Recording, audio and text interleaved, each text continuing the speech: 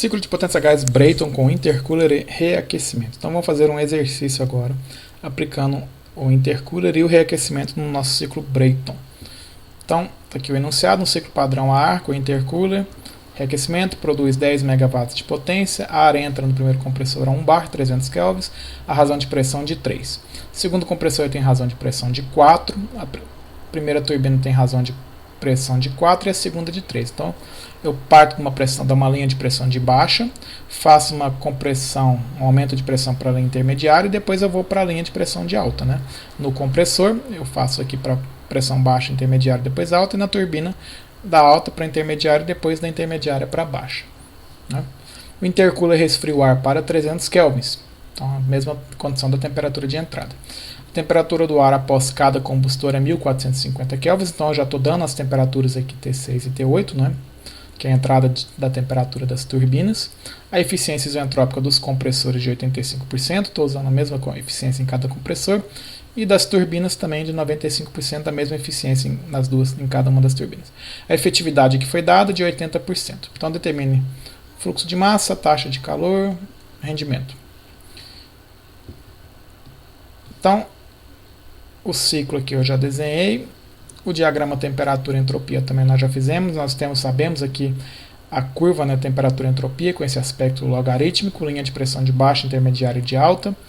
Eu vou colocar na tabela dos estados, identificar todos os estados e começar pela entrada do compressor 1 e vou na sequência listando todos os meus estados termodinâmicos, inclusive os estados isoentrópicos, né, para poder calcular o real com base no isoentrópico. Então eu tenho aqui as linhas de pressões intermediárias que eu identifiquei por amarelo aqui, depois do compressor 1 e na entrada do compressor 2, né, pelo intercooler. Eu não estou considerando variação de pressão no intercooler, na câmara de combustão também não considero variação de pressão. Então as linhas amarelas aqui, intermediária, pressão intermediária, a linha vermelha, linha de pressão de alta, e a linha azul, linha de pressão de baixa. Então aqui eu listo todas as pressões, eu tenho as temperaturas que foram fornecidas, né, e posso com isso calcular todos os demais estados termodinâmicos. Vou começar pelo ponto 2 isoentrópico, que é a saída do primeiro compressor. Eu tenho a razão de compressão de 3, então eu tenho a pressão de saída com a equação isoentrópica, T2 sobre T1, P2 sobre P1, K menos 1 sobre K, T2S. Né? Eu acho a temperatura 2 isoentrópica. Sabendo que o compressor real consome mais do que o ideal, eu consigo calcular a temperatura 2 real, com base no rendimento do compressor que foi dado. Né? E variação de entalpia Cp vezes variação de temperatura, eu acho uma temperatura 2 real maior do que a temperatura 2 isoentrópica. Se eu quiser calcular a variação de entropia entre o ponto 2 e o ponto 2 isoentrópico, eu posso usar o Cp ln de T2 sobre T2 isoentrópico. Lembrando que a pressão é a mesma, né? Portanto essa parcela da pressão P2 sobre P2S é zero, né, porque P2 é igual a P2S. Portanto, o Cpln de T2 sobre T2S me dá quanto a entropia aumenta entre o ponto 2 e o ponto 2 isoentrópico. Né? Então, eu listei aqui as temperaturas 2 e 2 isentrópicas. Vou para o próximo ponto. O próximo ponto é o ponto 4, porque o ponto 3 ele já me deu a temperatura, né, de 300, que é a saída do intercooler, e a pressão é a pressão intermediária. O ponto 4 é a compressão também isoentrópica. O ponto 4 S, né, compressão isoentrópica, depois eu calculo o ponto 4 real. Mesma coisa, equação isoentrópica, T4 sobre T3, P4 sobre P3, K menos 1 sobre K, né, o K 1,4 para o ar. A razão de compressão foi dada que é de 4 nesse segundo compressor, que é quanto eu aumento a pressão. Né? Então eu acho a temperatura 4 isoentrópica de 445,8 kelvins. Da mesma forma que no compressor 1, o trabalho real é maior do que o trabalho ideal, então eu consigo calcular a temperatura 4 real. Se eu quisesse calcular quanto essa entropia 4 é maior do que a entropia 4 ideal, eu também consigo calcular da mesma forma que eu fiz aqui com o ponto 2 e o ponto 2 ideal. Então, atualizo a minha tabela dos estados. Vou para o próximo ponto, o ponto 5 e o ponto 10 eu ainda não tenho condições de calcular agora. Eu vou para o ponto que eu tenho condições. A temperatura de entrada da turbina e a das turbinas eu tenho, né? Que é a saída da câmara de combustão. Então eu consigo calcular o ponto 7 e o ponto 9 aqui, que são as saídas das turbinas.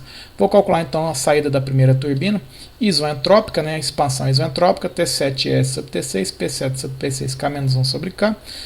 Fazendo substituição, eu sei que a razão de expansão dessa primeira turbina aqui foi dada, né? eu estou voltando para a pressão intermediária, né? Então eu estou saindo de 12 e voltando para 4, então essa razão é de...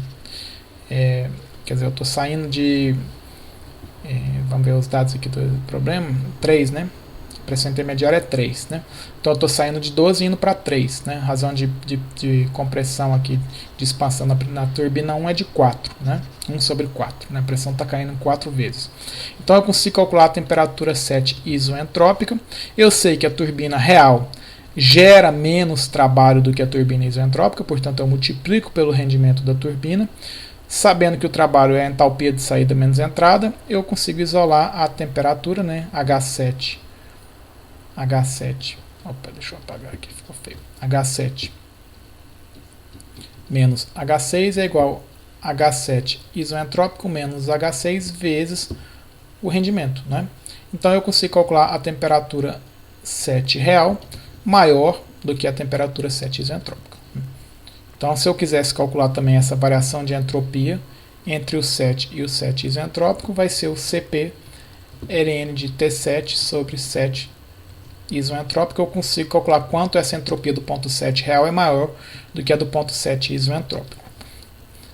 O ponto 9, eu já vou fazer aqui tudo junto aqui também, é a mesma coisa, né? A expansão da segunda turbina. Eu estou partindo da pressão intermediária e voltando para a pressão da linha de baixa, né? Essa linha amarela aqui da intermediária e voltando para a pressão de baixa. A temperatura 9 isoentrópica aplicando a equação isoentrópica de 1059 e o trabalho da turbina real é menor do que o isoentrópico, então eu vou multiplicar pelo rendimento, eu acho a temperatura 9 real também maior do que a temperatura 9 isoentrópica, né? 9 seria aqui mais embaixo, 9 isentrópica, e o 9 real um pouco mais para cima. Então eu tenho aqui. Com esses dados, agora que eu sei a 9, eu consigo aplicar a efetividade no regenerador e determinar ou a 10 e a 5, e depois aplicar o balanço de energia no regenerador para determinar a 10 ou a 5. Né? 10 a 5 por quê? Porque a efetividade do regenerador é o quanto de calor ele está trocando, que no caso aqui eu estou usando a temperatura da linha de baixa, né? H5 menos H4, pelo máximo que ele poderia trocar, que é com base nas temperaturas de entrada. Né? O que está entrando? H9 e H4. Né? Agora, eu também poderia fazer isso como que isso aqui também é igual a menos H10 menos H9, né? H10 menos H9 sobre H9 menos H4. Por quê? Porque o calor da linha, essa aqui é a minha linha de alta temperatura e essa aqui é a minha linha de baixa temperatura. Essa linha de quente está fornecendo calor para a linha fria no regenerador. Esses calores são iguais, né? Então eu posso usar tanto essa parte da linha de baixa quanto a linha de alta. No caso aqui, usando a linha de baixa temperatura, eu consigo calcular a temperatura 5, que é a temperatura de saída aqui. Se eu usasse a linha de alta, eu calcularia a temperatura 10 aqui, né? Então eu calculo aqui a temperatura 5, nesse caso, de 957, e fazendo um balanço de energia no regenerador, toda a energia que entra, m.h4 mais m.h9, é igual a toda a energia que sai, m.h5 mais m.h10. Essa aqui é a melhor forma de fazer o balanço de energia, considerando, claro, aqui em regime permanente. Soma tudo que está entrando e iguala com tudo que está saindo. E aqui, como eu quero a entalpia do ponto 10, eu isolo aqui a entalpia do ponto 10, as taxas máxicas são as mesmas, né? Eu calculo a entalpia do ponto 10 em função das outras entalpias. Se eu tivesse calculado a entalpia do ponto 10, a temperatura no ponto 10 aqui com a efetividade, né, aqui, aí eu faria o balanço de energia para determinar a temperatura do ponto 5. Né? Então, tem que dar a mesma coisa aqui. Então, aqui, nesse caso, eu usei a linha de baixa como na efetividade, faço o balanço de energia e consigo determinar a temperatura de saída 10 de 593. Então, agora eu tenho todas as temperaturas calculadas no meu ciclo aqui, né? Todos os meus estados termodinâmicos calculados. Vou fazer a lista dos componentes, né? Quais são os componentes? A câmara de combustão, que eu vou considerar a primeira passo na câmara de combustão, a primeira turbina, o segundo passo na câmara de combustão, que eu chamei de câmara de combustão 2, eu não posso esquecer de somar esses calores aqui, a segunda turbina, o trocador de calor, o primeiro compressor, o intercooler e o segundo compressor. O intercooler está rejeitando calor para o ambiente.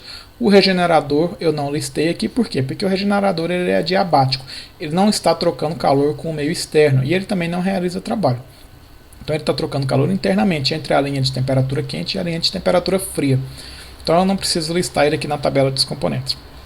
Todos os componentes eu estou escrevendo aqui, calculando em calor e trabalho específico, porque a taxa máxima é a mesma, né? Poderia calcular em calor e trabalho total, em termos de watts? Poderia, se eu multiplicar pela taxa máxima cada um deles, né? Então, eu estou escrevendo aqui a primeira lei como variação de energia é igual calor mais trabalho, portanto, calor da vizinhança no sistema aumenta a energia do sistema e trabalho da vizinhança, realizado da vizinhança no sistema, aumenta a energia do sistema. Então, aqui sempre vai ser entalpia de saída menos entrada em cada componente, balanço de energia, né? Eu estou desprezando o sistema de variação de energia cinética e potencial. Então, na câmara de combustão, CP, no primeiro passo, T5, T6 e T5. Na segunda passo, na câmara de combustão, saída menos entrada, né? T8 e T7.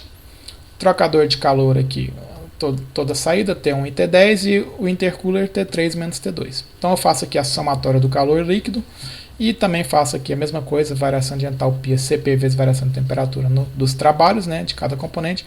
Observe que por um ciclo a variação de energia tem que ser nula, portanto a somatória do calor com o trabalho tem que ser igual a zero. Então eles estão aqui, está batendo. O rendimento, importante é não esquecer que agora eu estou fazendo dois passos na câmara de combustão. Então eu tenho o trabalho líquido, né, o módulo do trabalho líquido 522, e o rendimento aqui deu um pouquinho diferente, provavelmente porque eu devo ter arredondado aqui, truncado os valores, né? Então deu um pouco coisa diferente, mas a questão de truncamento aqui vai propagando o erro, né? O rendimento, trabalho líquido, módulo do trabalho líquido pelo calor na câmara de combustão, só que aqui eu tenho dois passos na câmara de combustão, né? Eu não posso esquecer esses dois calores, de fazer essa somatória dos dois calores. Obtive um rendimento de 55%. O back work ratio é o que? É o trabalho do compressor pelo trabalho da turbina. E aqui eu tenho dois compressores e duas turbinas, então eu tenho que somar o trabalho de cada um dos compressores e o trabalho de cada uma das turbinas. Eu tenho um back work ratio até razoável, né? 36%. A taxa máxima que ele pediu lá no enunciado, eu sei que a taxa máxima vezes o trabalho líquido vai ser o que está gerando de potência no meu ciclo, que foi dado de 10 megawatts, né? No caso aqui o trabalho líquido. Então eu consigo calcular a taxa máxima de 19,5 kg por segundo. Então aqui eu posso calcular qual que é a potência, por exemplo, de cada um dos compressores, multiplicando esse trabalho aqui de cada um dos compressores, ó, cadê o trabalho do primeiro compressor? 130 vezes essa taxa máxima, eu vou ter em kilowatts a potência do primeiro compressor, a potência do segundo compressor e os trabalhos de cada uma das turbinas também. Então, está aqui calculado o ciclo Brayton com o intercooler e o reaquecimento, né, que a gente está usando duas turbinas. A gente viu na aula da teoria do intercooler que esse intercooler reduz o trabalho que eu gasto no processo total de compressão. Então aqui está. E aqui eu aumento a temperatura média da fonte quente, né, quando eu faço a segunda adição de calor aqui, né, na turbina. Então está aqui calculado o ciclo Brayton com intercooler e reaquecimento.